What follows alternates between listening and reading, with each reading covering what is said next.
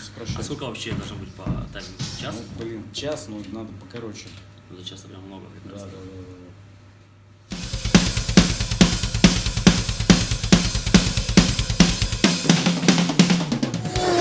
да. Всем привет, меня зовут Тим Иванов. Сегодня я в Драмток. Поговорим.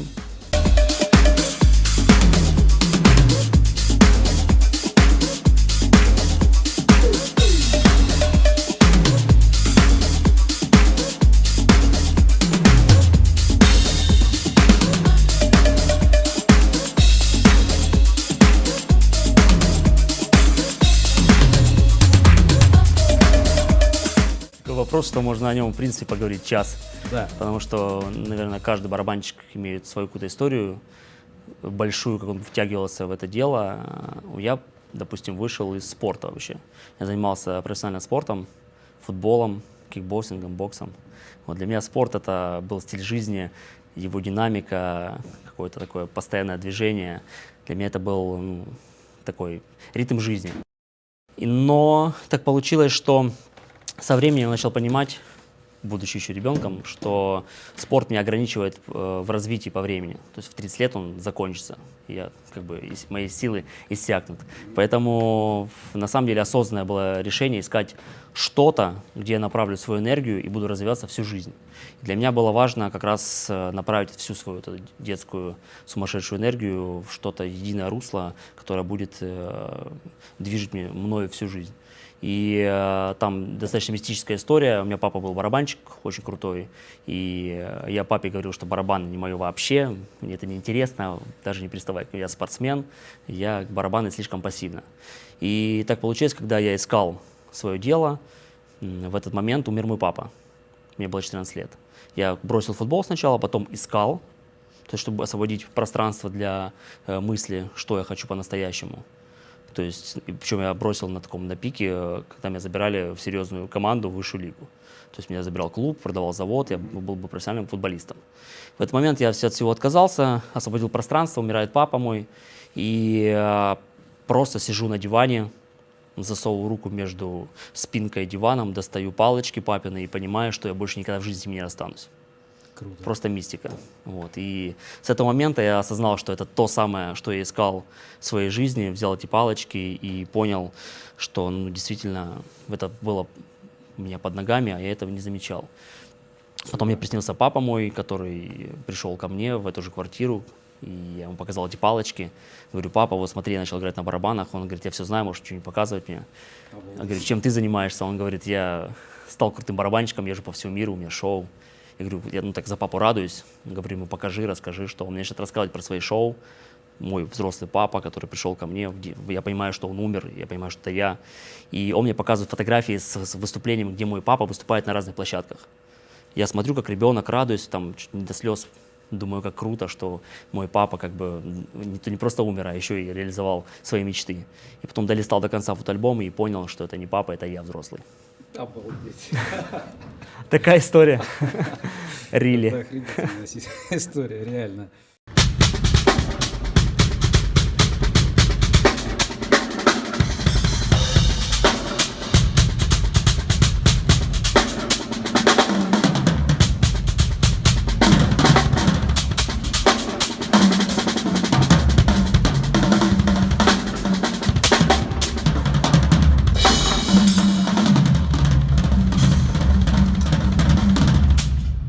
Да, у меня было вообще, наверное, за счет того, что всегда был подход очень детальный ко всему, я с самого начала вокруг себя формировал команду. Я уже в 23 года был самым продюсером и собирал команды, и мы пытались что-то уже как самопродюсировать, придумал новые форматы, как можно задействовать музыкантов и более дорого продавать свое ремесло, а не просто быть рядовым, ищем постоянно работу музыкантом. И я собирал вокруг себя людей разных, программистов, каких-то, кто снимал что-то, еще чего-то, всяких дизайнеров. Всегда привлекал, потому что я понимал, что для меня это не просто игра, а для меня это бизнес. И я старался соответствовать трендам мировым, и как только появились еще первые, даже не сайты, а MySpace у музыкантов по всему миру, это были такие аналоги музыкальных сайтов, Я себе сделал этот MySpace, у меня было там, открывалось все моими барабанами, как у американцев. Какие-то первые ролики я пошел в студию снимать, поставил камеры, поставил звук, все это снималось, все это монтировалось, все прям старался, чтобы это соответствовало мировым каким-то трендам. Ну почему именно ты решил так делать, не как другие? Ну, потому что я никогда не... Я родился в маленьком городе, и я понимал, вот особенно в ту ситуацию, когда умер папа, ничего нет, 90-е, я понимал, что единственный, кто может что-то решить в этой жизни, это я сам. И если ты хочешь чего-то добиться, должен постоянно идти вперед, не оглядываясь, и путь на самом деле большой. Из одного города переехал в другой город, потом в больше, потом уехал, я жил в Украине, в Киев уехал, с нуля везде начинал. И поэтому при такой динамике, когда ты понимаешь все, ну, для меня мир это как бы было единое пространство. И, соответственно, я просто менял какие-то локации, но понимал, что для меня в тот момент ни Украина, ни Россия, ни СНГ, ни Европа, это как бы не ограничиваюсь. Для меня ориентир был всегда мир. Я смотрел, что происходит в мире, и не понимал, зачем я должен делать так, как делает мой сосед из соседнего города или села. Зачем? Я буду делать так, как делают сразу топовые звезды. И у меня было мышление всегда было масштабное. Я никогда не хотел чем-то, ну, как бы довольствоваться маленьким. То есть, если играть на барабанах, то нужно о них знать все. Не факт, что это нужно показывать всегда. Я тоже к этому пришел. Слава богу, я понял, что я не должен каждый раз вываливать все, что я знаю о барабанах, везде играть это и всем пытаться доказать, что я лучше всех. И я понял, что все мои знания, это как моя сила определенная. Ну, и сила еще моя в том, что я могу давать порционно то, что нужно конкретно человеку. То есть, если тебе нужно вот это, и это очень просто, и это дам именно вот это очень просто. Мне не нужно... Ну, то есть ты не вываливаешь мешок картошки? Нет, да, нет смысла. Нет смысла, потому что... Делаешь именно то, что нужно. Я работаю точечно для... Назовем его так, я делаю продукт для клиента, а не продукт ради продукта. Бизнес-подход, всё. Да, у меня бизнес-подход, и как бы... И, соответственно, отматывая назад, и все сайты, все эти подходы, они были изначально как бизнес. То есть это бизнес и музыка. Это шоу-бизнес настоящий, потому что заниматься только музыкой ради музыки, это прикольно, классно, но ты упираешься в какие-то, значит, ограничения. Допустим, банально, у меня сейчас бизнес музыкальный в Америке, сейчас мы развиваем Китай, в Европе продакшн, там, я постоянно живу в разных странах. Банально денег не будет на это все, чтобы даже просто летать и прорабатывать новые горизонты. То есть я не могу приехать каждый раз, как я приехал когда-то в Киев, и работать грузчиком каждый раз, чтобы зацепиться за город, чтобы просто что-то как-то зацепиться. Теперь я могу приехать в любой город, в любую страну и чувствовать себя свободно там. И заниматься действительно музыкой и музыкальным бизнесом, поиском новых площадок, новых историй и так далее. То есть это просто подход. Сайт много лет назад — это просто мой подход к делу до сих пор. Для меня это музыкальный бизнес.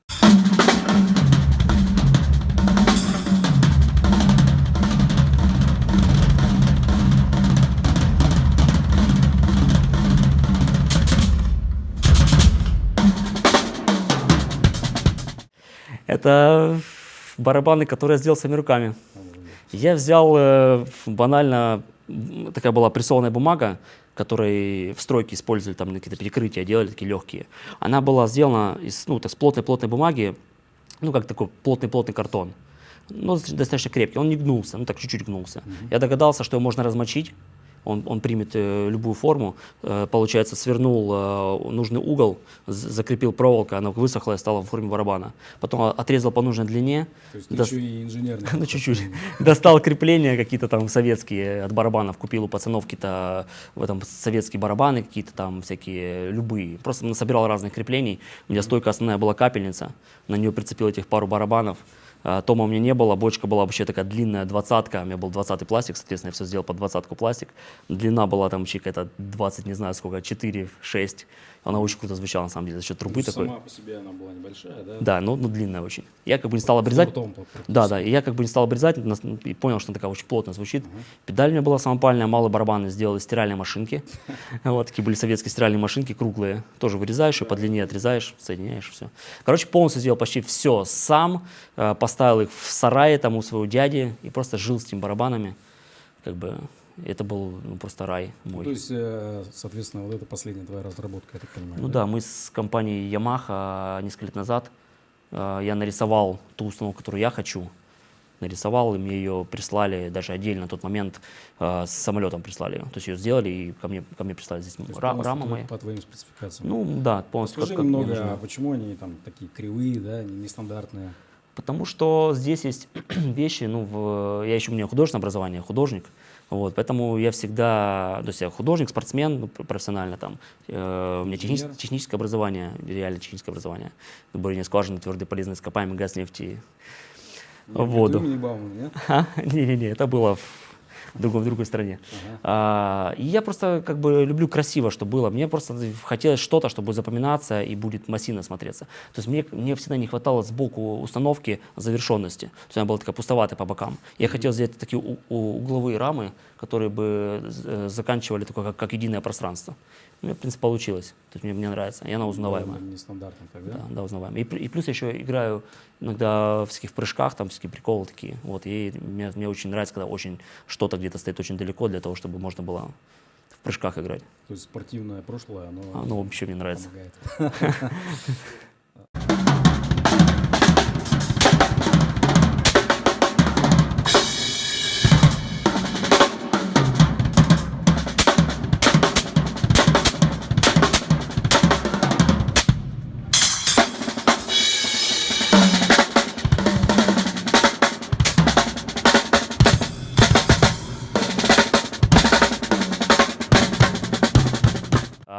Ну, в самом начале, опять же, за счет того, что папа был барабанщиком, и у меня дядя барабанщик, так получилось, вот, и все барабанщики, и они же все были меломаны.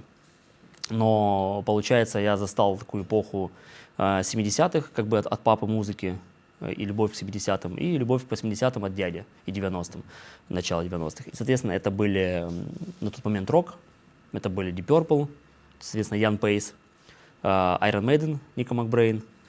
Ну, немножко мне нравился там некоторые манеры там у Ларса из Металлики, какой-то там Хэллоуин потом, там Уликуш. И вот как бы в принципе был разбег такой от Led Zeppelin. Я больше любил Deep Purple, потому что партии были сложнее. У Пейса было больше мелочи, и поэтому мне как-то нравилось. То есть ты не Джон Боннем? Ну, Джон Боннем, я его прекрасно понимаю, знаю, люблю, все там круто, как бы, но для меня не хватало, драйв там зашкаливает, но не хватало каких-то, наверное, вкусных таких свинговых мелочей. А у Пейса мне это очень нравилось. Ну и музыка мне у Deep Purple, она была более такой прогрессивной по сравнению с Led Zeppelin, все-таки была такая. Ну, мир делится, да, на две части. Ну да. Ну как бы Led Zeppelin я чуть понял, наверное, чуть позже, чем Deep Purple. Просто Deep Purple, если говорить о самом начале, то Deep Purple был для меня от папы, поэтому он был. Но на самом деле очень любил и люблю, и вообще, наверное, считаю, что лучшая команда в мире — это Pink Floyd, потому что у них есть все. У них на самом деле есть по делу, у них есть и какие-то элементы сумасшествия, да, там с начала карьеры, где они просто с ума сходили. И там, ну, вообще супер разнообразная команда и интересная. Короче, барабанщики, на самом деле, если взять одного барабанщика, который долгое время был мне очень интересен и любил его, это Ника Макбрейн. Потому что у него было много барабанов, потому что он херачил какие-то сумасшедшие сбивки. Терри Бозио. Терри Бозио это позже стал, потому что Терри Бозио самый экспериментальный барабанщик в мире. И Больше всего барабанов, да? да, у него больше всего барабанов в мире, и он самый экспериментатор. Он меняется просто с сумасшедшей скоростью, и он ничем не ограничен, вообще ничем вообще. Поэтому Терри Бозио из барабанщиков, которые развиваются, наверное, для меня номер один в мире. Кстати, он говорил, что ему вообще не важно звук барабанов, ему главное стучать. Конечно. Всё. И так он использует все. Он как Stomp, как проект Stomp, который, да, играет по всем кастрюлям, банкам. Это потом стало модно. А когда-то это был Stomp, это проект английский. Вот, и они как бы еще там 25 лет назад, или сколько там, они все это оккультурили, а Терри Бозио это все использовал в музыке еще у Фрэнка Заппа.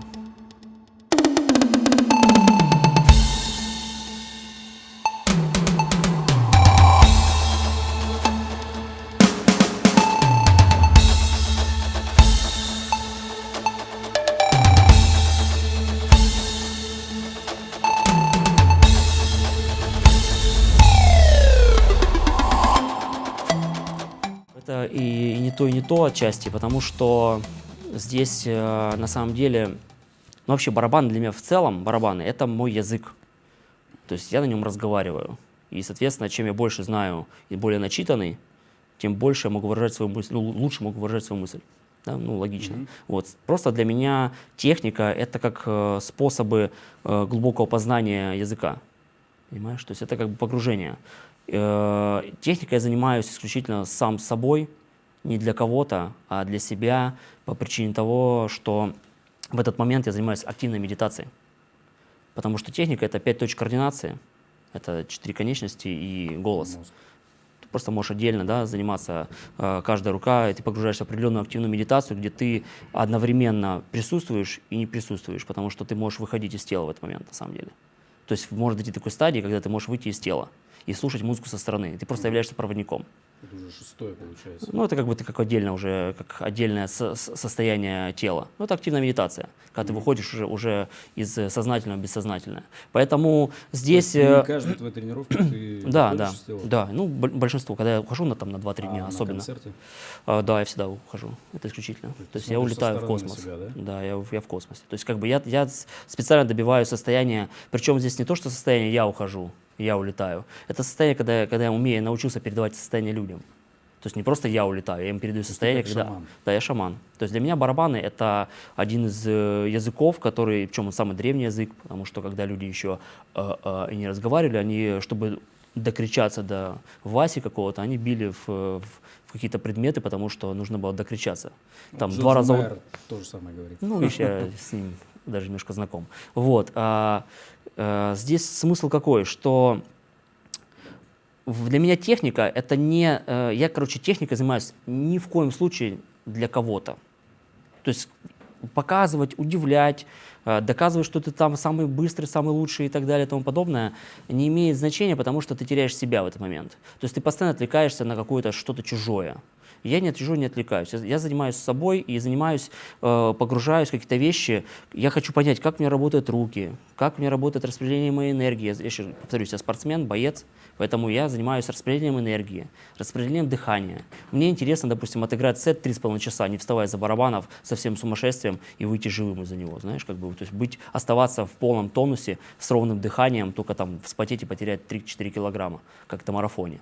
То есть мне интересно, как работает полностью, ну, то есть все мои мышцы, как там техника Моллера, там... Ты, кстати, приверженец? Да, я все техники использую. Вот все, что есть техники, Какая тебе ближе?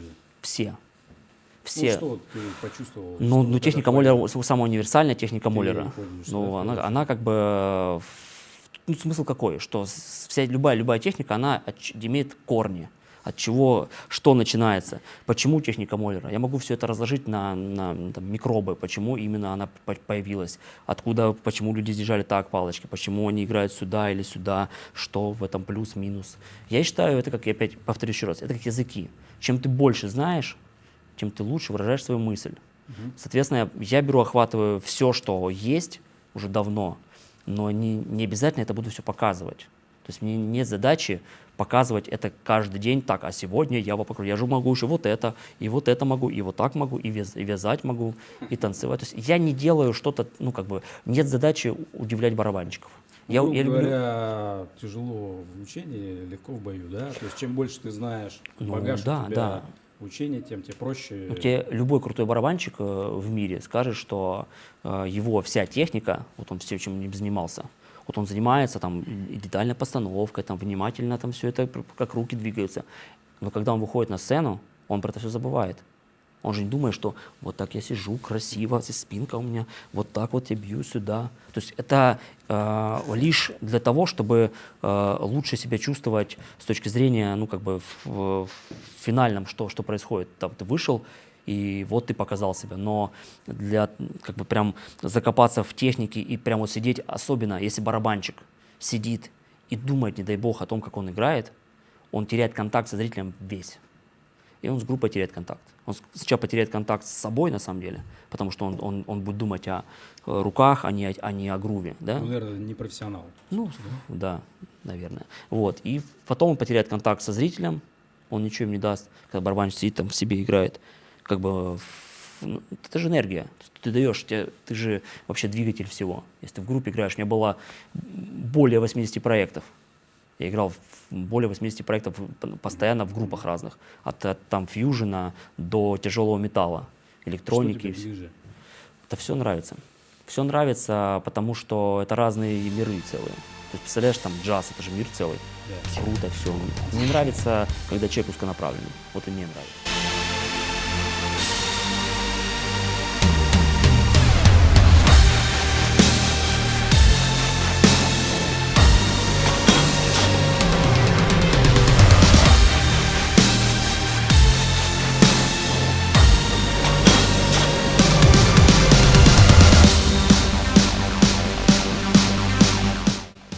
Слушай, ну это знаешь, как любить борщ. Ну, как бы, его надо любить, не знаю. То есть с ним нужно Ну, очень родиться. часто бывает, что люди Я начинают знаю. чем-то заниматься, потом Ну, бросают. Вот хорошо. он начал бегать по утрам, а через Я неделю думаю, перестал. что вот он начал играть на барабанах и захотел бросить, нужно бросать.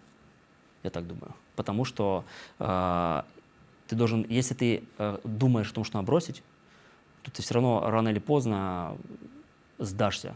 Здесь такое дело, ну, грубо говоря, если говорить о барабанах, как от там, жизни целой. Просто представить себе, что ты можешь заниматься 10, 20, 30 лет, 40 лет. Человек, если он хочет на начальном этапе бросить, то лучше, может быть, пускай бросит. Как быть с бегом? С бегом, ну, здесь Неделю вопрос... человек побегал, Ну, вопрос... бег, он как бы это... Или там зарядка по утрам. Хорошо, Ну, это всё, что больше как бы является такой... относится все-таки к общему развитию. То есть да? не профессия. грубо Ну да, говоря. это ты как бы занимаешься здоровьем, здоровье нужно, потому что оно всем нужно. Это как бы больше не... Это знаешь, как бухать или не бухать? Ну, не бухать, потому что, да, нужно держать себя в руках, чтобы не бухать, потому что это все-таки ты можешь разумно понять, это как бы в балансе нужно все-таки сохранять, чтобы не сбухаться, быть здоровым и так далее. А если говорить о профессии, ну, скажем так, да, это профессия барабаны, да, в любом случае какая-то. Если говорить о профессиональном деятельности, то ты будешь крутым и добьешься результата, если действительно по-настоящему сам горишь изнутри этим. Если для тебя нужно все время искать мотивацию, как сесть, позаниматься, то есть в чем, я скажу больше, барабанами, если взять просто среднестатистическую работу, то барабаны, ну это даже для мира это не супер какое-то там прибыльное дело. То есть это как бы такой труд, который нужно прям впахивать, и не факт, что будешь зарабатывать хорошие деньги. Проще, я пример приводил, когда это был на одной постановке, и там было очень много танцоров, прям очень много, человек 100. И яркая, красивая постановка, и вот они все танцуют, и мы сидим там с человеком, и мне говорит, блин, как круто, они все глаза горят, они все это самое, все там, это же их жизнь, они же всю жизнь посвятили этому.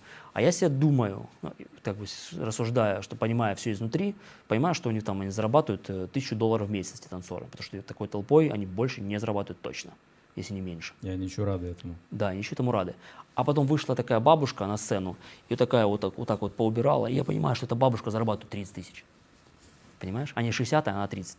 Ну, То есть стоит вот это типа всю жизнь посвятить, если ты не любишь это, для того, чтобы в 2 раза увеличить копеечную зарплату. То есть я к тому, что... А к чему я? Что они все 100 человек вышли, танцевали, но мы понимаем, что есть танцор какой-нибудь, да?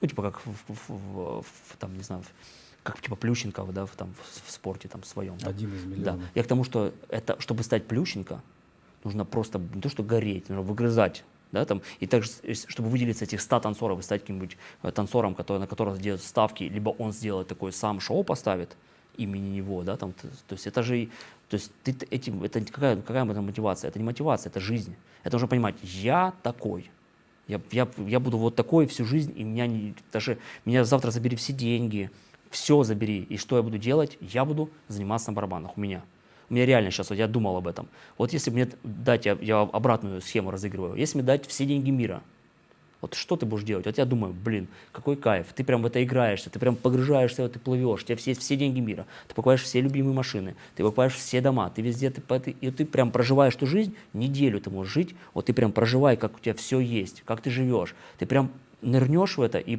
будешь ощущать полный достаток, и в какой-то момент после недели таких размышлений ты просыпаешься и понимаешь, что у тебя все есть. А что ты занимаешься? Чем ты занимаешься, когда у тебя все есть? Вот у тебя все есть. Я играю на барабанах. Потому что даже в самых лучезарных представлениях я буду играть на барабанах. То есть конечное удовольствие от всего на свете у меня барабаны. И то же самое, если мне все забрать.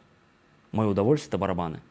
И моя сила, мое богатство и так далее. Поэтому как бы у меня вопрос никогда не стоял мотивации, мне не хватало времени для того, чтобы насладиться вот этим всем процессом.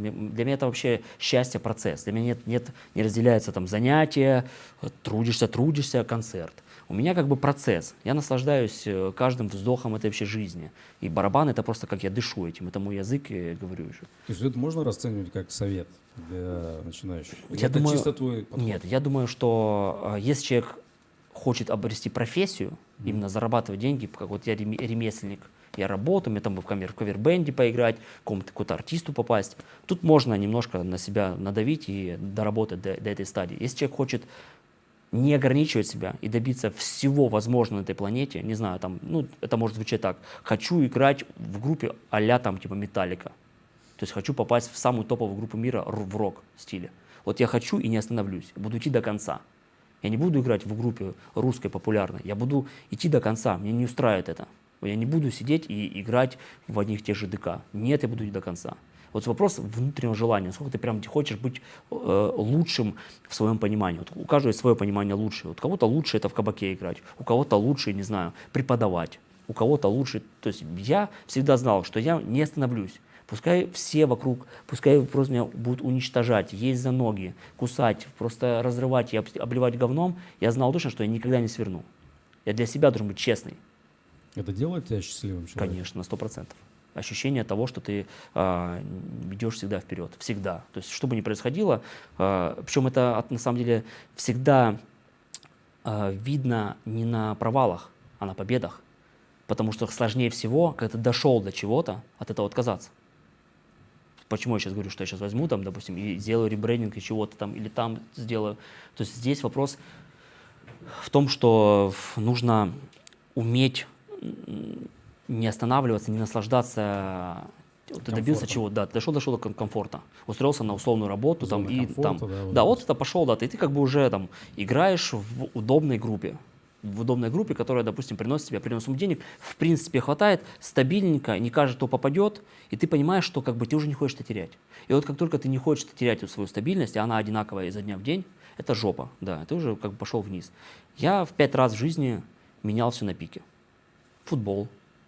Меня уже забирали уже, то есть я понимал, что моя профессия, это все круто. Я дошел до пика и понял, что нужно что-то менять, потому что это немножко не то, чего я хочу в жизни. Потом я был в одном городе. Я там стал звездой-барабанщиком, у меня все было круто, и все офигенно. Потом уехал в другой город. Это был город Киев. Там я стал звездой-барабанщиком, я играл, у меня была достаточно работы, все было круто. Я жил в центре Киева. Я записывал на студии, каждый день как на работу ходил, альбомы. Потом я уехал в Москву. И вот в Москве, получается, на данный момент я дошел до пика того, чего я представлял себе. Я сделал, там у меня была команда, я сделал продакшн там Сергею Лазареву. Все было круто, все налажено, я зарабатывал много денег. По меркам вообще барабанщиков я получал в разы больше. У меня была свобода, я единственный был в команде, который имел замену, которую я сам ставил. У меня было параллельно шоу свои и так далее. Я продал все свое время. То есть я продал все свое время. Как ты это делаешь? Играючи. Я продал все время, у меня было 150 шоу в год. Почему 100 с Лазаревым. Почему у тебя есть замена? Почему тебе идут на потому уступки? что Почему у тебя преференции? Ты, наверняка ты там не самый техничный в мире барабанщик, да? Наверняка. Но значит какой-то другой секрет. Секрет заключается в том, что есть та самая энергия человека, энергия игры, энергия каждого удара, каждого вообще подхода к каждой мелочи и так далее, которую не передать через какие видео, это только можно увидеть вживую. То есть это можно почувствовать кожей. У меня это есть, я это умею делать. Может быть, люди чувствуют, что ты зарабатываешь им деньги? В том числе. Нет, конечно. Мы всегда исключительно, если мы с кем-то коллаборируемся, мы коллаборируемся по своему внутреннему как бы строению, мы ищем выгоду. Конечно, естественно, если я делаю так, что люди с ума сходят в зале, я делаю это, умею делать, держать зал, умею держать такой грув, чтобы люди танцевали и так далее, и имею такой образ, подачу и все остальное, чтобы человеку это нравилось. Ну, неважно, сам факт, что я чему-то пришел, научился. И здесь как раз, когда ты доходишь до такого максимального всевозможного, вот есть СНГ, и вот я дошел, у меня 150 шоу, 100 с Лазаревым, на высочайшем уровне, и 50 шоу еще параллельно своих я делаю, по миру езжу. Вот у меня 150 шоу, это занимало все мое время полностью, 100%. То есть у меня просто времени больше не было. И я понимал, что это продлится еще лет 20. Никто меня в жизни никуда не... То есть все счастливы, мы находимся в супербалансе, все хотят, всем нравится. То есть это будет длиться минимум лет 20 ближайших. Это стабильно, это много денег. Много, да, да, это все круто. И денег я много зарабатывал. То есть столько, что можно платить дома, квартиры, машины.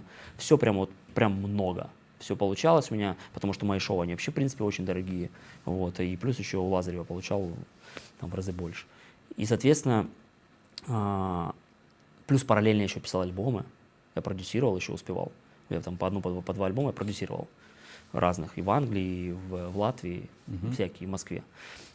И вот при всем этом, продав все свое время, я понял, что у меня нет времени на новые нейронные связи, новые дружбы, новые знакомства, новые поездки. Просто нужно, чтобы узнать что-то новое, нужно освободить время. Просто время. И я в какой-то момент остановился, сказал, что все, я опять обнуляюсь. Это был 5-й раз. То есть, может быть, это способ расти? Конечно, это способ расти. Для любого человека. Ты, в принципе, если ты думаешь о стабильность ограниченная, она какая-то стабильность. А рост, он бесконечный. Вот я не люблю стабильность, я люблю рост. И как только я вижу стабильность, когда дохожу до пика каких-то своих фантазий, я это всегда рушу, все не надо, неинтересно, освобождаю время, думаю, что я могу сделать, какой-то следующий шаг, и делаю следующий шаг. Следующий шаг был, я 80% жил за границей. Я жил в Америке, на Ибице, в Монако, в Лондоне, там. Я просто объездил весь мир, в Арабских Эмиратах месяц прожил. В таких тусовках мы были там и у шейхов, и у всяких там звезд. Я был в Голливуде со звездами, тусил там. Я просто ездил, смотрел, думал, что я могу дать еще, как это сделать, как доработать свое шоу, что работает, что не работает, что влияет, что не влияет. Просто анализировал.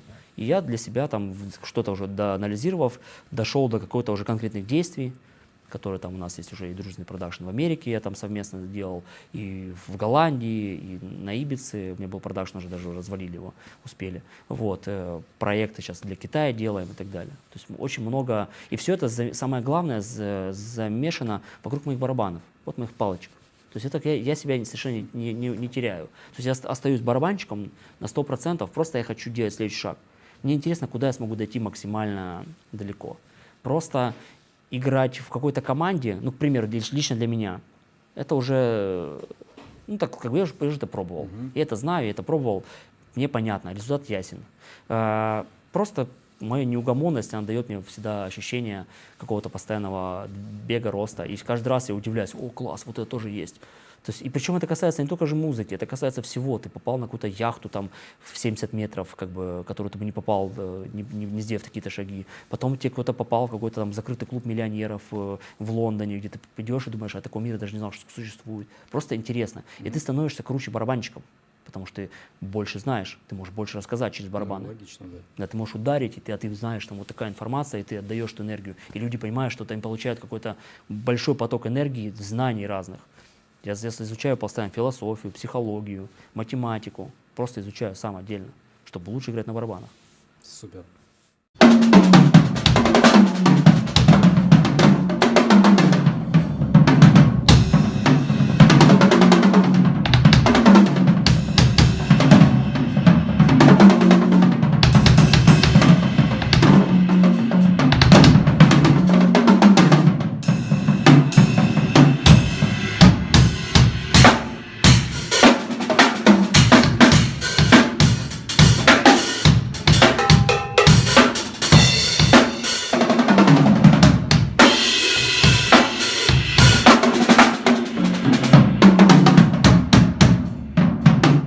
Всесторонне, лишь когда ты всесторонне развиваешься, ты можешь по-настоящему, то есть не просто даже развиваться всесторонне, а ты можешь брать, ну вот, допустим, я люблю пиццу, люблю картошку, люблю вот это, все попробовал, ага, а что же я больше люблю, а что же мне вот, может быть, мне что-то соединить, может, я родился как-то фьюжн, да, родился, из таких разных ингредиентов, там кто-то взял, там взяли, соединили латину, рок, там джаз, да, там, и, там уже раз новая какая-то волна.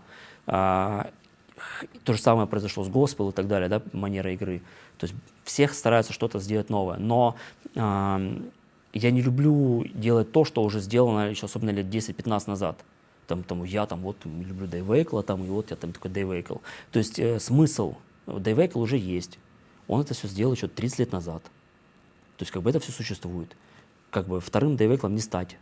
И вот когда человек очень узко направлен на стиль, на манеру игры, на, ну, вообще любое узконаправленное его влияние на него, оно очень сильно ограничивает. Поэтому я за, конечно, развитие всестороннее, но потом самое главное, не вот это все вываливать каждый раз, вот у меня есть куча всего, а именно взять, найти себя, кто ты. Причем это себя может быть человек там банально, вот так одевается, вот так он выглядит, вот так он играет, вот такая музыка, вот такой звук, вот такая одна сбивочка, вот такой одна Как фишечка. формируется стиль? Конечно. Да? То есть как бы не от того, что ты больше знаешь. Ты сегодня ты играешь вот так, а завтра ты увидел сбивку Винни Калаюта и вставил ее завтра уже.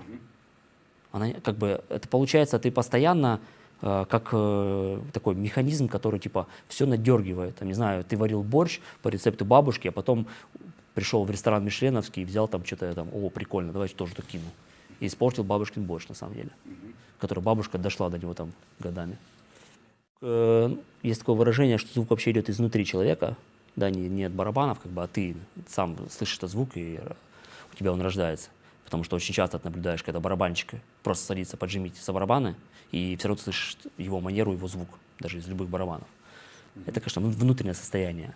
Его надо слышать для начала. То есть, опять же, нужно слушать много музыки, различать стили, понимать, вот слушаешь, допустим, там звук Терри Бозио, как он их настраивает, эти барабаны. У него есть определенный звук, определенная стройка, там определенный тембр зажимается определенным образом и так далее. Есть звук, там, не знаю, Саймон Филлипс, сумасшедший звук, открытый, акустический, мощный, он там крутой саунд-продюсер. У Дэйва Вейкла он тоже саунд-продюсер, у него тоже очень специфический, крутой звук. И чтобы создать свой звук, нужно понимать, опять же, что такое барабаны там начала века, когда они появились, да, там современная установка, потом что с ними произошло там в 50-е, 60-е, там 70-е. Ну, нужно понимать, какой был строй этих барабанов и найти, опять же, свое звучание, что ближе. Ну, игра, в принципе, палочкой на рок-барабане и на джазовом барабане, она, в принципе, отличается. И звукоизвлечение, и манера, и, опять же, где играешь. Я играл очень много туров, там, отъездил 1000 концертов на огромных площадках с своими фурами аппарата и так далее. То есть там стоят вот такие гейты, вот такие компрессоры, вот такое, и там, если не ударишь барабан, он просто не звучит. То есть там нужно выжимать с каждого барабана звук плотный, мощный, и там нет момента что-то смазать, как, допустим, в джазовом клубе играть, где может там... Да, там чувствительность, но она одновременно и чувствительность, и в то же время их надо пробить, гейты нужно пробить. То есть там нужно именно ударить, чтобы барабан зазвучал. Если не ударишь, гейты не сработают, будет такой... То есть там нужно, чтобы каждый удар был сочный и ровный, самое главное, чтобы была ровная игра, но определенно мощная. Если ты начал играть вот так, ты так должен сыграть весь концерт. Начал играть чуть мощнее, весь концерт сыграть чуть мощнее.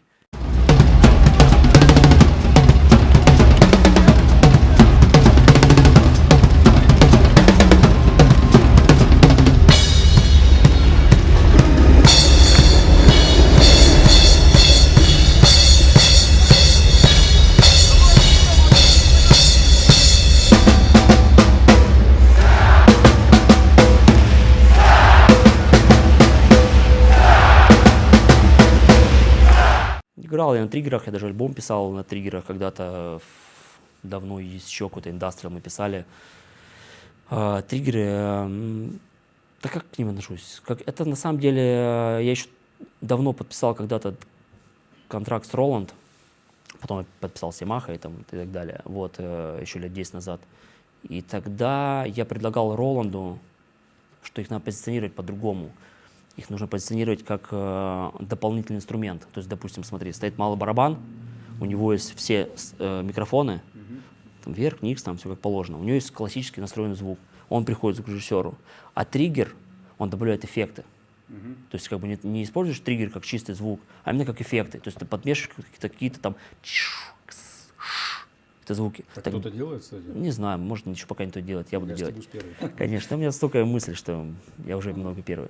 Короче, смысл в том, что нужно искать какие-то решения, чем тебе поможет этот триггер. Не заменит, а поможет. То есть нужно развивать добавлять, ну, как бы появляется какой-нибудь инструмент, там, перкуссия, что-то электронная перкуссия. Это должно быть расширять. То есть электронные барабаны не заменят живых барабанов. Это даже можно уже этот вопрос закрыть. Все подумали, Тем не менее, вот триггеры именно на бочках, на концертах, как ты к этому относишься? в чистом виде триггер, чисто триггер, Да. но он убьет динамику и все. То есть динамики-то не будет, воздуха не будет. Акустический звук барабанов — это акустический звук барабанов. Ты его как бы ни с чем не заменишь. Если нужен звук электронный, то правильно, вот вообще в идеале, допустим, там, я играю какой-нибудь поп-шоу там, с поп-артистом, и, допустим, в продюсер, который написал этот трек, сам продюсер, в Америке он просто называется продюсер, вот написал трек, и у него есть заложенные там бас, бочка там, и так далее, звуки. Вот правильно взять эту бочку, ту, которую, соответственно, заложил продюсер, и вставить в триггер. Тогда, чтобы идеально точно. да, тогда она будет вообще в контексте музыкальном, и можно использовать, соответственно, триггер. Но в живых выступлениях все равно, чтобы добавить живости, я бы всегда подмешивал лайв-бочку. Тогда в чем преимущество? Можно, конечно, взять, сыграть, а я так делал тоже, мы играли под вырезанные сэмплы, просто играли, ну, допустим, идет какой-то сэмпл, где идет и бочка, и какие-то клэпы идут, какие-то стеки, какие-то шипелки, сплэшечки и так далее. Все электронные. это через бочку? Нет, у меня это запускалось просто обычным плейбеком. Отдельно. Плейбеком запускалось. Я под это как бы я уже строил, что я доигрываю в лайве. И как бы добавлял живости, и добавлял, где мне нужно сыграть, чтобы была бочка плотнее вместе, где мало, где какие-то заполнения и так далее. То есть я это все уживлял и добавлял туда грува и драйва. Проблема в том, что когда ты играешь вот таким образом, как я говорю, с плейбеком, стандартная история, все играют с плейбеком в поп-музыке. Кто-то больше подмешивает, кто-то меньше, причем это по всему миру, в Америке, в любой из там Jay-Z, Beyoncé, они все играют одинаково. Есть треки, которые просто играются, они играют просто поверх, и даже не слышно музыкантов, просто идет одна электроника. Такое и в Америке сплошь и рядом. Ну, Тони Ройстер. Да, там часто играют, да, да, там прям идет Jay-Z. электроника, идет и валит. Несмотря на то, что он там Да. что угодно может сыграть. Да, естественно. Просто это самопродакшн. Это не то, что они там под фанеру играют. Это просто это такая, спродюсировали песню, она вот такая. Ее нельзя взять и сейчас. Иначе Мы будет что, кавер, да? мы вживем Просто, сыграем. да. Ну какой вживем? Люди пришли услышать, им все равно, там вживем сыграл бочку или не вживую. Им нужно услышать тот самый кач, саунд и так далее. Поэтому это все очень. Я когда-то как раз и придумал понятие и реализовывал его в России. Это live production. Он и есть, мы сейчас рассказываем, я рассказываю о лайв-продакшене. Это умение разложить все именно в лайв после продюсирования трека, перенести так его в живье, чтобы это было круто звучало. Чтобы не просто переиграли или там не переиграли. Вот, как бы перенос вот этот, у меня была команда, мы этим занимались. В том числе Сергей Лазарев. 5 лет.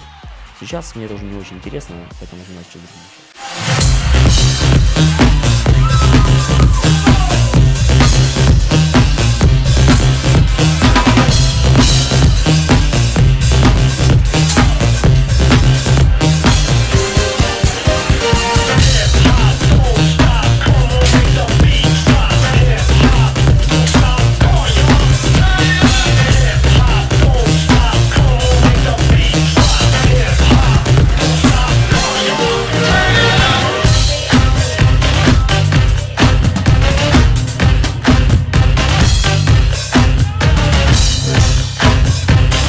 На сцене будет всегда я плюс какая-то коллаборация.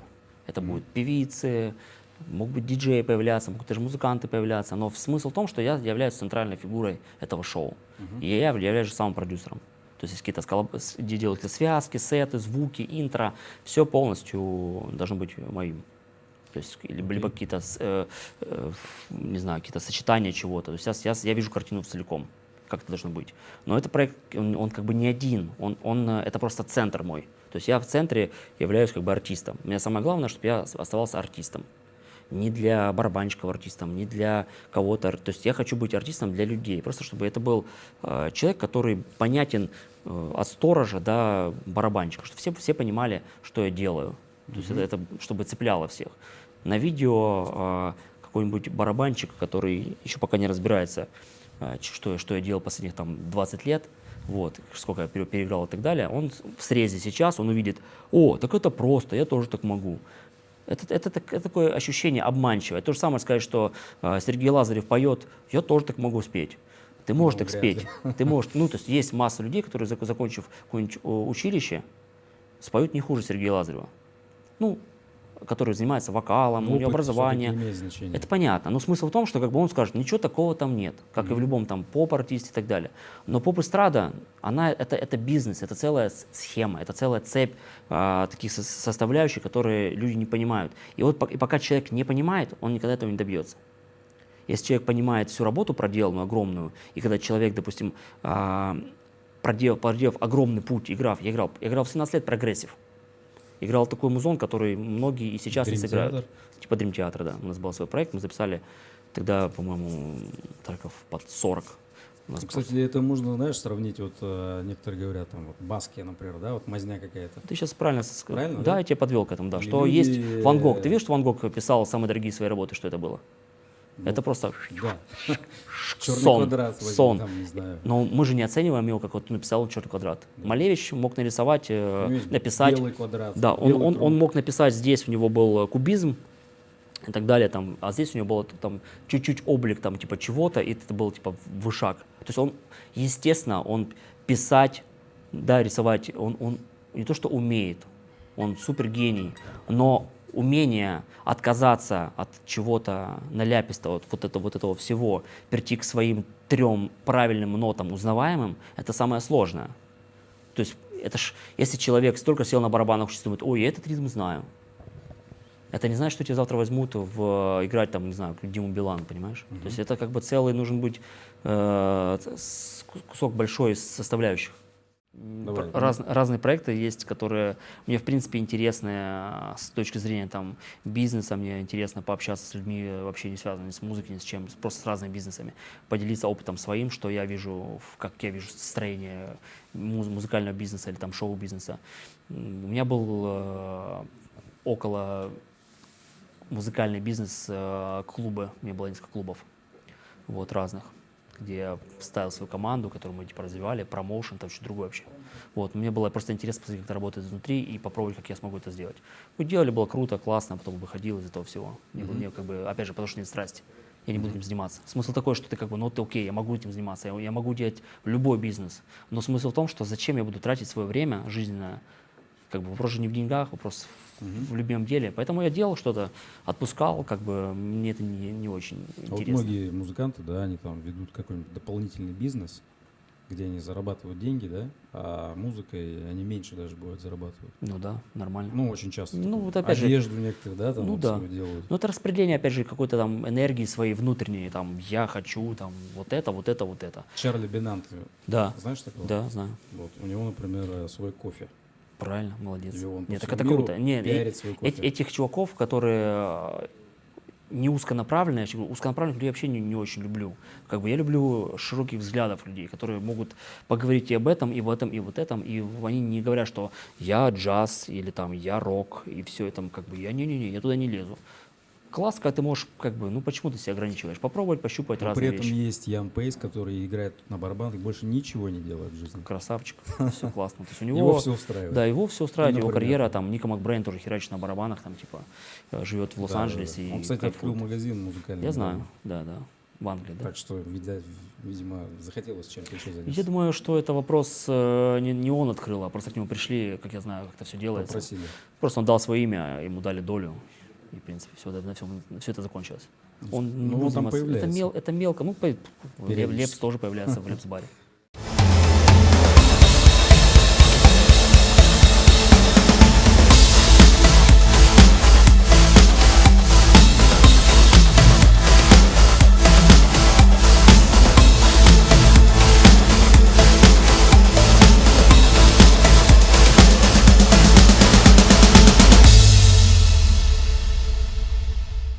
Просто заниматься на барабанах. Это сидишь и занимаешься на барабанах. И, допустим, его ищут, да, вот он занимается. Он настолько индивидуальный, он занимается пиаром в чистом виде. У него есть свое лицо, у него есть свои проекты, которые, вот, тоже Nerve, да? Ну да. Вот, это проект, который он пересмотрел всю барабанную установку. Он постоянно развивается, он развивается как личность. Тут вопрос не в том, что ты бегаешь и ищешь, что тебя купит, а вопрос, насколько ты развиваешься как продукт, понимаешь? Он просто не понимает. Я, Он, у него, наверное, спрашиваю скорее, нужно ли все-таки бегать? а искать. куда бегать? Ну, то есть расширять связи свои. Да, Расширять максимально. связи нужно, если ты продюсер. То есть ты барабанщик-продюсер. Если ты барабанщик-барабанщик, то нужно заниматься собой, своим стилем, своим, то, что я говорил, да, там, каждой деталью у Джорджа Мэра это вот так вот. То есть у него просто завались, у него там каждый куда ни плюнет, это все как бы его мысли, да, какие-то определенные. И Он, кстати, говорил о том, что он уже к этому относится не как к барабанам. Тоже там медитация. я не сомневаюсь, это видно. Это видно. Такие барабанщики есть, и я их как бы знаю некоторых. Ты похож в этом Да, плане, это космонавты, да, определенные. Это как бы не барабаны, это самое, не в чистом понимании. Джордж Мэйр — это пример барабанщика, который развивается как личность, как единица. Я еще раз повторюсь, я стараюсь развиваться как барабанщик, как личность, но параллельно развиваться как продюсер. А продюсер — это исключительно связи. Это связи, это понимание, куда продать и так далее. То есть я как продюсер-барабанщик. И он же продюсер как музыкант. Да, Нужно ли так делать всем? Нет, не нужно, конечно. Нужно делать то, что хочется. То есть, как бы, если человек любит, не знаю, там, есть такой прекрасный человек Ошо, который уже умер, вот, он очень такой продвинутый дядя был, и он говорил очень классную вещь. Не барабанщик. Не барабанщик. Ошо не барабанщик. Вот, духовный наставник многих людей. Я знаю, почему его учеников, которые с ним по 15 лет проходили вместе. И суть какая, что человек, в принципе, если он моет полы, и он делает это в полном понимании процесса, удовольствия от того, что он делает, и находится здесь сейчас, Осознанность. он уже медитирует. Вот. Нужно заниматься, по большому счету, стремиться к тому, чтобы прийти к медитации. Медитация — это полное отключение, да, там, отключение от всего и находиться здесь сейчас. Для меня барабаны — это медитация, это здесь и сейчас.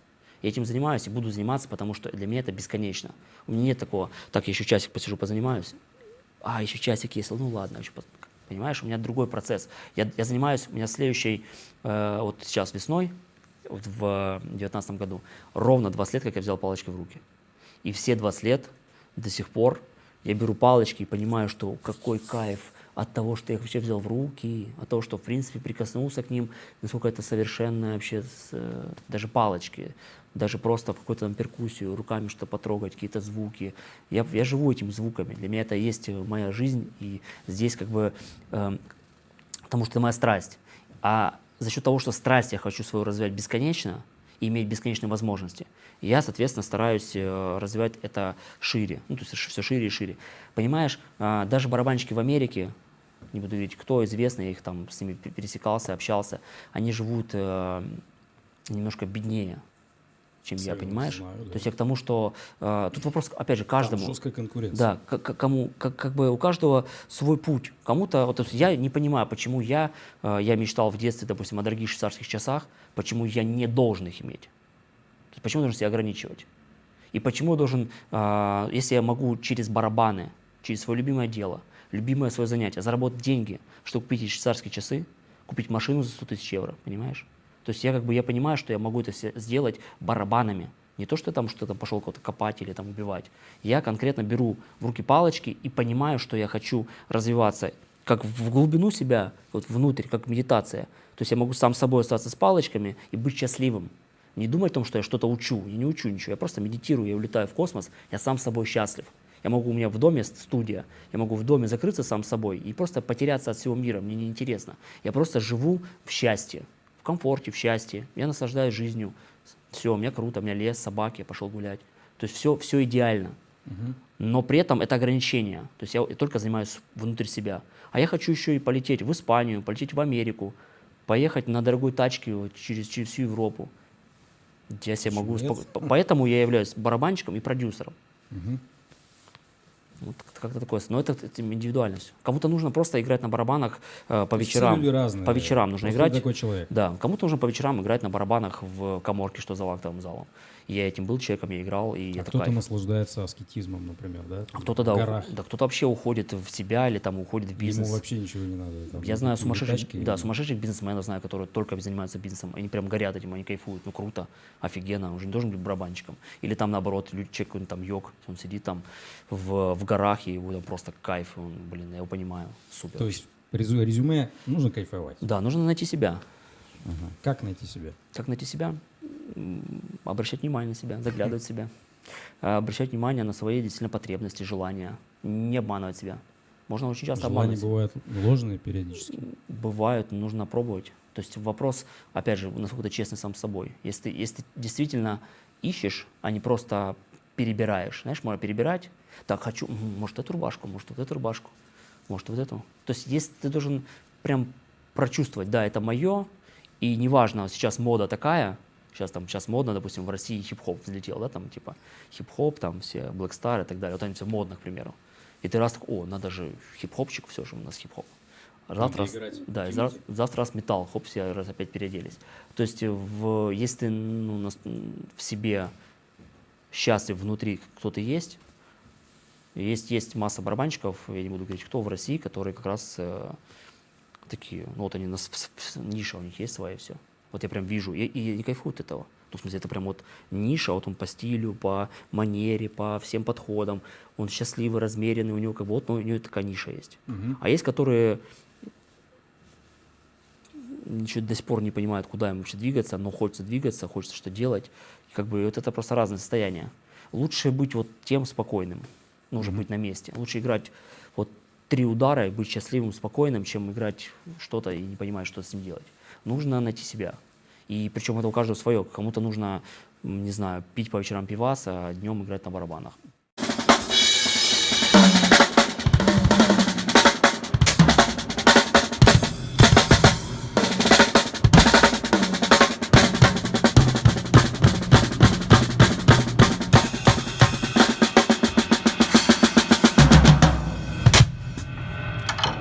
Для меня, как человек, который занимался спортом, это, конечно, вопрос такой легкий, потому что я, занимаясь спортом, очень хорошо научился чувствовать свое тело, понимать, как устроены все связки, мышцы и как все работает. Были ли у тебя какие-то травмы вообще? Слава богу, нет. Из-за барабана? Не, я бил, там попадал, понятно, мне барабан съезжал, там припечатал палец к ремшоту. Не, я имею в виду там переигрыванность рук, вот это. Да, вот это все, слава богу, я осознанно подхожу к вопросу. Я с детства, когда занимался футболом и там спортивными всякими боевыми искусствами, я старался очень хорошо понимать свое тело. То есть как я подбегаю к мячу. Это все одно и то же, что здесь, что в жизни. Как я подбегаю к мячу, в какой момент я ставлю ногу возле мяча, как я замахиваюсь, как я бью, какой частью бью, что происходит в момент обгона и так далее, на рывках. И отрабатывать все элементы. Когда я взял в руки палочки, я не имел ни одного учителя, у меня папа умер, как бы никто меня не учил, вот, и я чувствовал, как работают кисти, допустим, вот так она работает, вот так, здесь она работает больше угол, здесь у меня предплечье, я как бы какие-то вещи просто прочувствовал своим телом, что такое для меня комфортно, что некомфортно. А потом уже как бы какие-то получав знания, это все еще добавлял, применял и так далее. Есть такая вещь, как зажим, да, то есть мы все травмы получаем в зажиме, как и все травмы получаем в спорте, в жизни и так далее. Если человек трезвый упадет, он сломает себе, там, не знаю, голову разобьет, а упадет пьяный, встанет и пойдет дальше, потому что он расслабленный. Вообще очень часто там в аварии, когда попадают, если человек спал в аварии, то он выживает, может выжить спокойно, потому что он полностью расслаблен был. Или упал. Или упал, да, расслаблен, пьяный там и так далее. То есть смысл такой, что вопрос научиться расслабляться. То есть играть без зажимов. Зажимы и вообще растяжение и так далее от того, что ты где-то в момент удара зажал руку. То есть ударил и в этот момент прям подзажал. Знаешь, что будет, если с подвеской, если с тормозами, если переезжая полицейский, нажимать на тормоз? Вообще, будет развиваться вся подвеска. Открою тайну, у нас не должно было быть диалога, но мы все время с тобой ведем диалог. Ну, видишь, как... Ну да, это единственное такое интервью получилось, но ничего страшного. Как много ты занимаешься? Ну... Именно барабанами? Именно барабанами... Именно сидишь и играешь на барабанах? Запойно.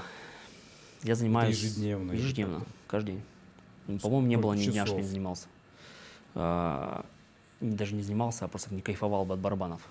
Часов, ну, минимум 4-5. Каждый день? Каждый день. По 5 часов ты играешь в течение 20 лет? Да, минимум. Может быть, из-за этого есть какой-то результат. Это знаешь, как спросили в Германии, типа, блин, почему у вас газоны такие классные? Типа, говорят, да ничего вроде особенного не делаем. Ну что вы делаете? Ну раскройте секрет, тайна есть какая-то? Да нет никакой тайны. Это Ну, специальная трава, может быть? да, что специально. Говорит, мне просто выходим, с утра полили, там в обед чуть-чуть постригли, потом там вечером опять полили. И так 300 лет. Ты ничего такого не То делаешь. есть у тебя примерно то же самое, да? Ну, это же любовь. Как Как можно... распределяется время в течение твоих занятий? На что Что я делаю? Да, что ты делаешь? Ну, сначала я сажусь за барабаны и полностью успокаиваюсь. То есть вхожу в полностью спокойное состояние, ни о чем не думаю, расслабляюсь. Ну, медитация Просто обычно. сидишь? Да, просто расслабляюсь. Потом я беру руки и просто прощупываю, где все эти барабаны находятся. Просто начинаю их как бы ощущать. Руками даже не бить. Просто так просто прощупываю, как двигаются руки. Какие-то начинаю издавать звуки пальцами. Вот. Потом беру палочки и постепенно начинаю добавлять какие-то звуки от очень тихих. И тем самым я разогреваюсь. То есть я, получается, не зажимаюсь, понимаешь, да, я расслаблен полностью, прохожусь по всем барабанам, по всем точкам, потом начинаю добавлять, и в течение часа я примерно поднимаюсь до уровня обычной игры. То есть нет у тебя там замороченности на парадидлах? Слушай, уже ушел от что этого, да? такое парадидл? Парадидл — это сочетание двойных и одиночных да. ударов. Ну, то есть ты уже ушел от этого? Я вышел в тот мир, где там ты рассказываешь, а не думаешь о словах. Есть, смотри, есть слова. То есть у тебя нет какой-то там рутины, да, например, вот у меня листок, и я пошел по нему играть. Не, есть какие-то такие колбасы большие, там по часу я могу колбасить и такими кусками, допустим, я играю, бывает, если заморачиваюсь, я играю потоками, допустим, беру там 16-е, в каком-нибудь там среднем темпе, и начинаю просто играть импровизацию в 16-х. То есть как раз там я не думаю не о парадидлах, а думаю о комбинациях. Я просто использую комбинации все возможные, которые приходят в голову. Если ты играешь это очень долго и не сбиваешься, не останавливаешься, ты очень сильно развиваешь свой процессор, потому что ты в момент как бы... Метроном? Раз, да, это полет. Ну, бывает метроном, бывает без Как метронома. часто ты ходишь? 50/50. На концертах всегда? Зависит от задачи. Если задача играть с плейбеком, там, понятно, метроном есть. Если задача играть под электронную музыку, она сама по себе либо метроном, либо электронная, понятно, ровная. Если это какой-то рок, то мне нравится играть без метронома, потому что там есть дыхание, где ты можешь затянуть чуть-чуть или улететь вперед.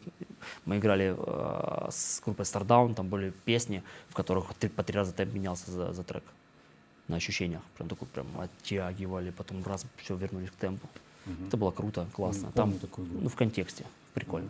Вот. А если как бы музыка... Я когда играю, допустим, какие-то соло со зрителями, когда я контактирую, что делаю, я прям постараюсь под людей. Я прям ощущаю, какой темп вот нужно с ними взять. Какой баланс между твоим кайфом и кайфом аудитории? Как ты... Для меня важно, прям, чтобы 100% были вовлечены. Чтобы они все кайфовали. Чтобы прям вот они были как одно целое. И ты кайфуешь от этого? Я кайфую вообще от того, что мы обменяемся энергией. То есть, если я могу дать в зал, хотя бы даже раз ударить, и они это прям поняли, для меня, если зал не хлопает все, как бы, это для меня странно очень. Бывает такое, что вот, ну, нет отклика? Было такое, что я играл какие-то там такие вялые корпоративы, где я начинал играть, а я понимаю, что я прям вылетаю прям уже прям в космос, а там есть пару человек, которые котлеты едят. Я выбегал за барабанов, подбегал к ним и херачил там по стойке барной, и они прям прозревали, что ты делаешь, и потом брал их внимание, и они уже никуда не уходили. То есть ты не сдаешься, добиваешься? Я пытаюсь, да. Я выходил, бил приборы световые. С такой отчасти от злости, от такого адреналина. Выходил, прям лупил, искры летели. Я что-то не делал. Я много всего ломал, там какие-то приколы, по столам играл. Людей не бил? Людей не бил. Отлично. Ну, и к тому, что для меня важно донести информацию, все-таки, чтобы они были вовлечены. Потому что смысл этот, что я никогда не играю, я не фоновый артист. Я не люблю фон. Я никогда не буду играть, чтобы кто-то кушал. Это я не смогу просто внутри, я взорвусь просто внутри. То есть, чтобы я сел так, типа, там как-то басановку погонять. То есть от этого ты не Меня просто разорвет. Я играл и басановый, и латину разные. У нас был проект, мы играли 8 лет, очень разную музыку, такой типа питерский, такой, не знаю, как называть, ну, ближе к Ленинграду такой музончик был, очень разный, там со стихами, с приколами разными. Ближе к Калининграду? К Ленинграду. Такому, типа, но только более еще такому то более... есть такой особенный стиль? Ну, я имею в виду такой скапанк, местами где-то рокобили, ну, такой по напору, я имею в виду, что такой драйвовый, с какими-то редкими матюками там, но больше там было построено очень много такой динамичной музыки. Здесь он стих рассказывает, мы босаново играем, здесь мы играем панк, здесь и такая была музыка очень динамичная. И там я, конечно, играл какие-то мелочи, которые были актуальны для вот этого подкладочки, для стихотворения. Но там был прикол в том, что вокалист в это время держит стихотворением зал, понимаешь? То есть есть какая-то, то есть ты не просто фон создаешь, ты держишь, только ты держишь тихо. И держишь громко, тихо. То есть когда ты чем-то держишь зал, шаде поднешь, не едят котлеты, понимаешь? Шаде — это как бы, это культура, да, такая, это стиль музыки и так далее, и так далее. Pink Floyd. Pink Floyd, я был недавно на Roger Waters.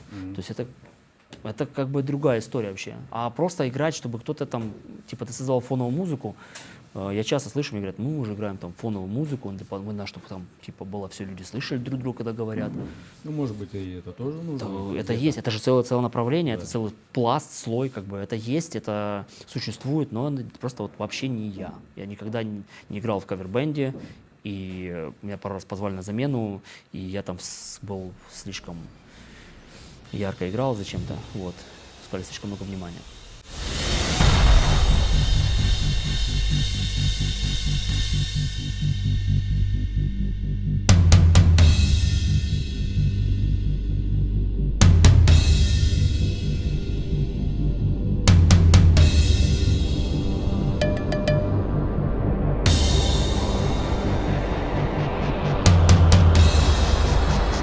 Команда — это, ну, опять же, люди, личности. Как ты набираешь? Как ты понимаешь, что вот этот человек подходит, а этот нет? В разные годы было по-разному. Где-то Вот я брал... сейчас. Сейчас я пришел к тому, что, если взять как вывод, что такое лучшее решение, это искать людей, которые горят, как и ты, хотя бы на том уровне, что хочешь. То есть вот ты хочешь, я хочу играть рок и сделать тур по Европе. Там цель, к примеру, да, там, я хочу добиться такого уровня. Все люди, которых ты берешь, они должны как минимум хотеть того же, не ниже. То есть кого-то убедить в чем-то, что надо, или мы тебе потом деньги заплатим, и что-то там это мотивировать. Опять же, мотивация должна быть внутренняя. Человек должен сам хотеть этого. Вот он должен сказать, я хочу, как и ты, вот этого. Вот эти люди с тобой пойдут. Люди, которые просто, ты пообещал деньги, либо не сессионные, либо еще чего-то, это все развалится. Ну а как работают крупные корпорации? По какому-то другому принципу, да? Крупные корпорации? Да. Ну, смотря... Там все-таки не все горят. Там но все равно там механизм работает. Задачи разные. Если тебе нужны винтики, мы, может, не говорим о техниках, правильно? Мы говорим о членах команды. Член команды — это как партнеры по бизнесу, правильно? Угу. Ну, то есть, нет, понятно, если задача, я вокалист, и я хочу развивать как поп-артист, то мне не нужны равноценные, равноправные партнеры в бизнесе. Да, я об этом. Тогда я набираю сессионно, тогда я плачу просто деньги, выбираю качество. Выбираю просто кастинги, провожу, беру лучших, если мне нужны они, да. Беру тех, кто мне подходит по цвету волос, по глазам, по росту и по разным причинам, да, там как бы вот я выбрал себе команду, она работает на работе, как бы я являюсь главным и так далее. Если нужны равноправные партнеры, это другой подход, просто разные, опять же, задачи. Кому что нужно? Кому-то нужно быть барабанщиком, он хочет играть в группе. Тебе что нужно? Мне нужно партнеры и работники. И это разные люди вообще. Разные вещи. Партнеры это люди, которые замотивированы будущим. Все просто. Они замотивированы чем-то, что мы сделаем вместе и продадим это, и они получат много денег. Они имеют долю в каком-то проекте. И если мне нужны просто люди, которые работают, то зачем им обещать какую-то долю? Я просто им там заплачу деньги. Ну, грубо говоря, я как ты это делаешь? Сильно не владею инструментом, что прям владел инструментом. Владеть это как бы для меня слишком круто. Владеть нужно и прям играть. Я разбираюсь в каких-то там каких-то гармонических штуках, какие-то ноты, там, могу что-то напеть, показать. Мы конструируем, у меня есть несколько помощников, и мы с ними вместе конструируем музыку. То есть, грубо говоря, я объясняю, что-то мы ищем, подбираем звуки какие-то, мы где-то напеваю, где-то наигрываю. Это больше компьютерные?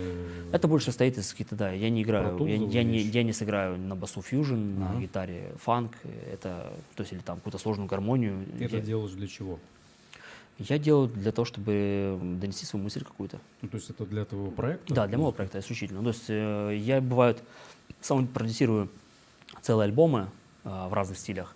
Там я поступаю по-другому. Там мои есть некоторые идеи, больше конструкции, как я вижу конструкцию, какой должен звук быть, как сам продюсер. То есть я вижу картину в целом. Но для этого, допустим, я понимаю, ага, вот этот басист сыграет мне на басу как надо. На этой студии мы запишемся, такой-то получится звук. Этот звукоинженер сделает такой-то саунд, там в Европе у меня есть такой человек. Там то-то, то-то, то. То есть я собираю людей необходимых, как продюсер кино, понимаешь? Я собираю мне нужных людей. Вот, и уже как бы я вижу финальный продукт. И если мне что-то сыграли, я понимаю, что это не то, я начинаю опять же напевать, где-то наигрывать, что-то пробуем, чтобы добиться того результата, который я запланировал. Потому что я являюсь главным в этом проекте.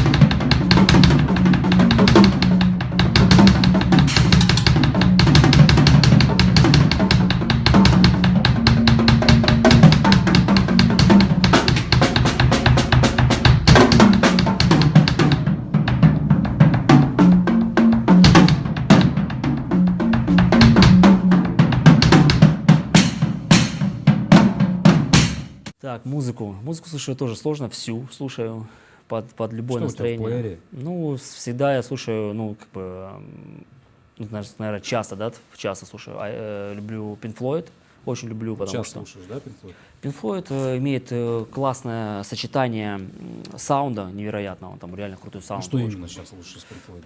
Ну, мне нравится очень, там, вот последнее, что у меня стоит, там, не знаю, это, наверное, Pink Floyd «Стена». Я его сейчас слушаю прям очень часто.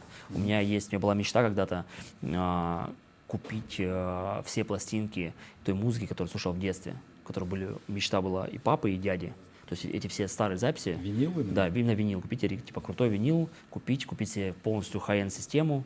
Всю, Осуществил? да, конечно, я все это все построил. Слушаешь? Конечно. Или просто У меня 40 пластинок из детства, и я приезжаю в дом, захожу в свой кабинет, закрываюсь там, достаю эти все картинки, обложки, ставлю пластинку и Пластинка просто... именно вот с названием «Мелодия»? Да нет, конечно. Ну, ты помнишь такие? Да, я помню, но таких не было. Iron Maiden не было под мелодии. Может, они позже появились какие-то там 90-е, последние издыхания, а так именно то, что было в 70-е, 80-е. И прям кайфую, переношусь туда, наслаждаюсь. Эти записи я всегда переслушиваю. То есть то, что слушал в детстве, это как бы такой, как ритуал, просто перенестись, там, кайфануть от этого всего. И еще в этом есть кайф, когда я захожу в этот свой кабинет, я понимаю, что все, что меня окружает, это я его так построил, что он полностью говорит так: ты на данный момент все, о чем мечтал, ты добился. И это очень круто. Ты просто так садишься и понимаешь, да, вот и то, что я хотел раньше, я все получил. Но и второй символ этого кабинета, я его закрываю и иду дальше. И выходишь Да, из я зоны комфорта. там не сижу. То есть я не сижу в своей студии, мы сейчас находимся в моем клубе, я тут тоже не сижу. Я уезжаю, вот тут 2 этажа.